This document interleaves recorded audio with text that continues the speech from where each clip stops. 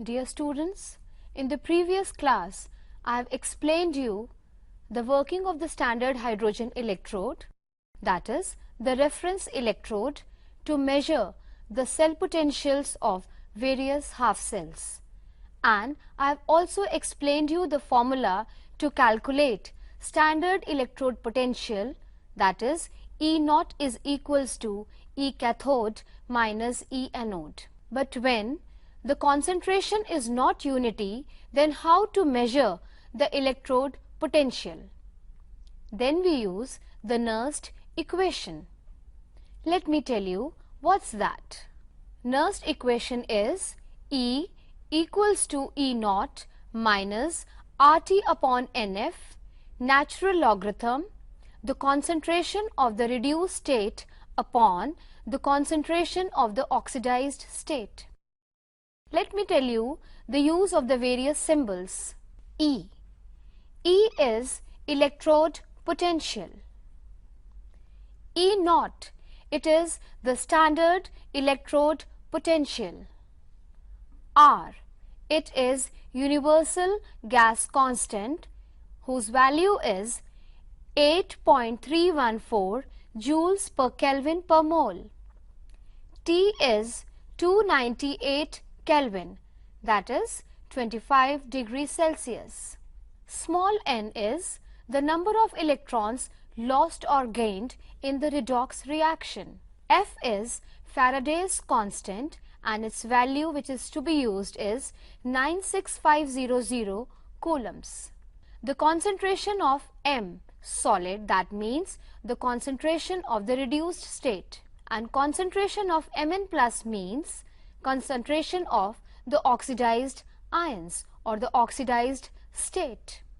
When we substitute the values of R, T, N or F, then we get the value or the Nernst equation as E is equals to E naught minus 0.0591 upon N log.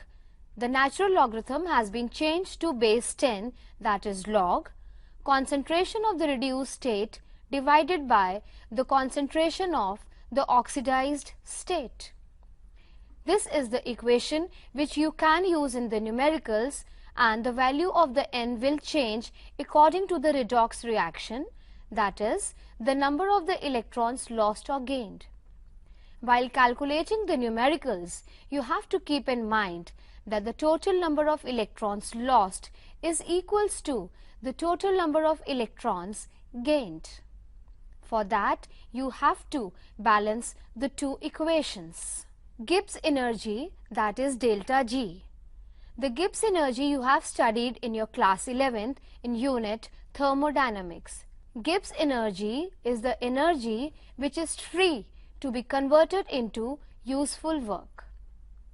The delta G is related to cell potential E as equation 1, that is, delta G is equals to minus NFE.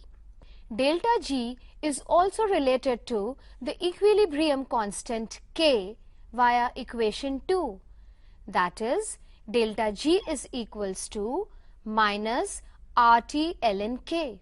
E is EMF, delta G is Gibbs energy of the reaction. Combining equation 1 and 2, we can correlate the cell potential and equilibrium constant. Let's see. E naught cell is equals to 0.0591 volts upon N log K, where K is equilibrium constant and N is again the number of electrons lost or gained.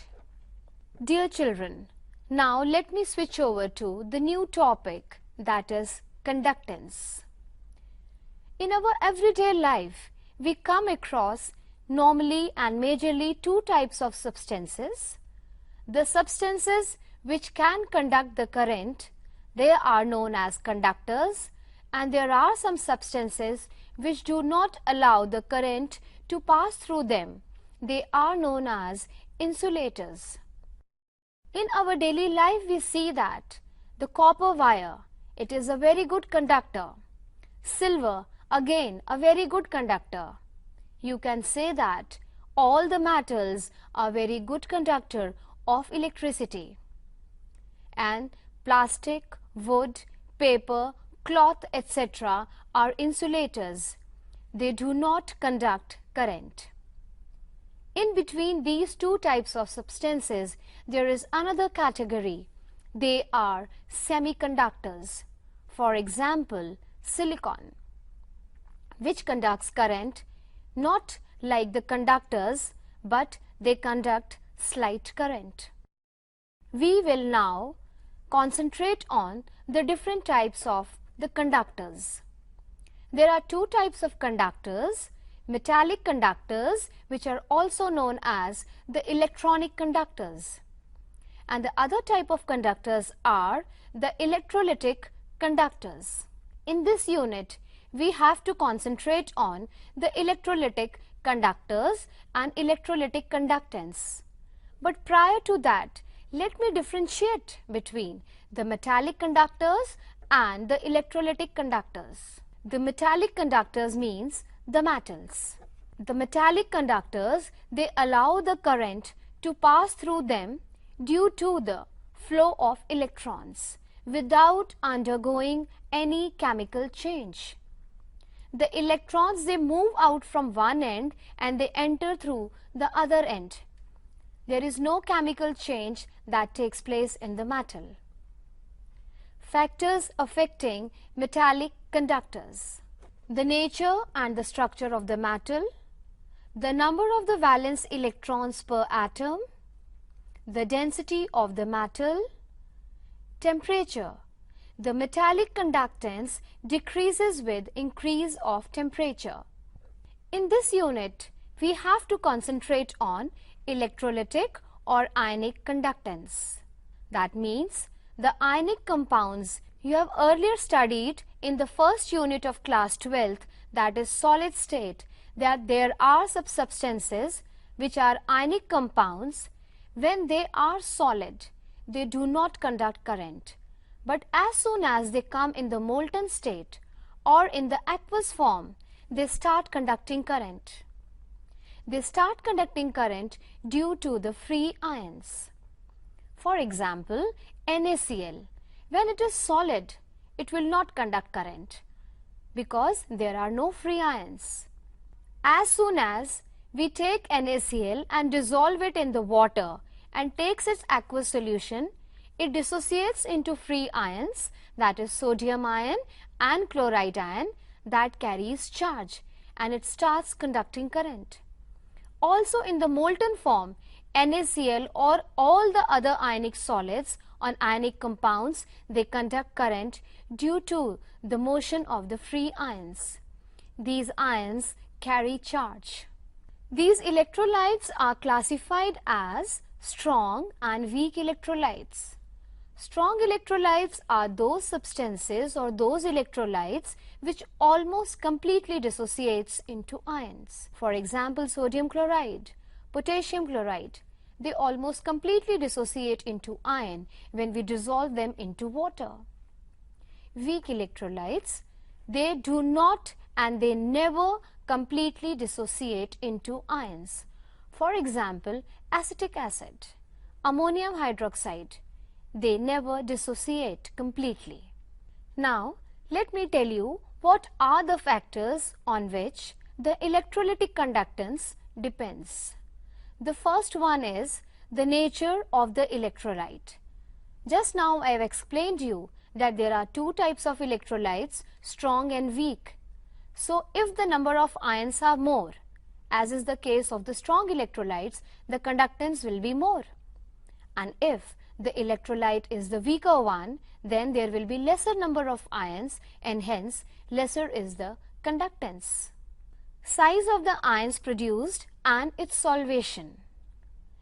If the size of the ions is large, if the solvation is extensive and ions become larger in size, then the conductance will decrease. The nature of the solvent and viscosity.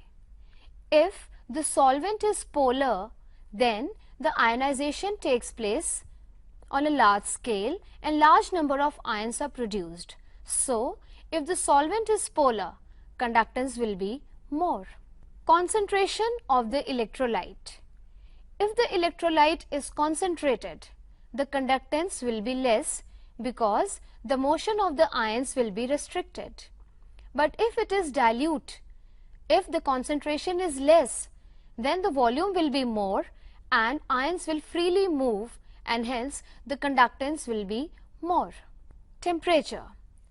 The electrolytic conductance increases with the increase in temperature, because we know that the temperature is directly related to the kinetic energy. As the temperature increases, kinetic energy of the ions also increases, and when the kinetic energy increases, their mobility increases, and hence the conductance also increases. Conductance of the electrolytic solution. Now let me explain you few terms. Resistance. It is the obstruction to the flow of the current. When the current flows through a conductor, the conductor offers some resistance or obstruction to the flow of current. The symbol for resistance is R and its unit is ohm. Wheatstone bridge is the instrument which is used to measure the resistance. Resistance R is directly proportional to the length of the conductor and inversely proportional to the cross-sectional area A of the conductor. R is equals to rho L upon A. This rho is proportionality constant known as resistivity or specific resistance. By convention, we give preference to resistivity over specific resistance. The unit of the resistivity is ohm meter. Resistivity is defined as the resistance when the conductor is 1 meter long and its area of cross section is 1 meter square. The symbol for resistivity is rho. Conductance. Conductance is the reciprocal of resistance. It is the ease with which the current flows through a conductor. Its symbol is G. Initially its symbol was capital C, but it has been replaced by G because capital C is used as a symbol for coulombs and concentration. So now we use G as a symbol for conductance. Conductivity cell. Conductivity cells are specially designed cells in which the electrolyte is filled. Dear children, as you know that when we take a metallic conductor in the form of a wire, we can tie its end.